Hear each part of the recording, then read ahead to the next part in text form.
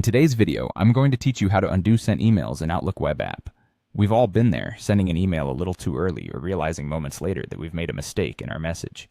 Thankfully, with Outlook web app, you have the opportunity to recall an email just after you've hit send, thanks to a handy feature called Undo Send. So, let's dive right into how to set it up. First things first, you'll need to open Outlook on the web. Log in with your credentials if you haven't already. This will bring you to your inbox.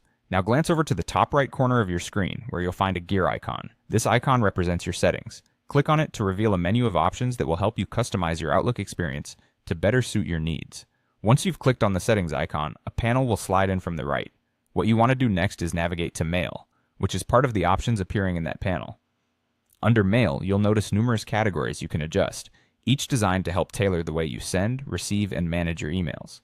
We're interested in the Compose and Reply section, so go ahead and click on that. This area is where you can personalize how you write emails, including setting up your email signature, formatting options, and more importantly for today, the Undo Send feature.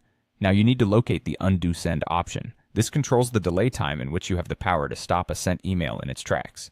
It's usually found within the Compose and Reply section, and activating it is crucial for catching those ever so timely mistakes.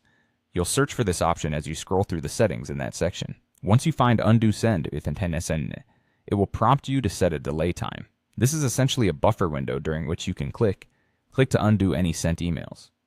Usually a delay time between 5 to 10 seconds works well for most people. Simply select a time from the options provided that you feel comfortable with. Remember, this time window is your safety net to pull back an email if needed, so think about how long you usually take to notice an error before finalizing your choice. Finally, and most importantly, don't forget to hit the Save button. This ensures all the changes you've made are locked in. Once saved, this feature will be active, allowing you to undo sending a message within the time frame you've set. And just like that, you're now equipped to handle those accidents that can happen when clicking the send button.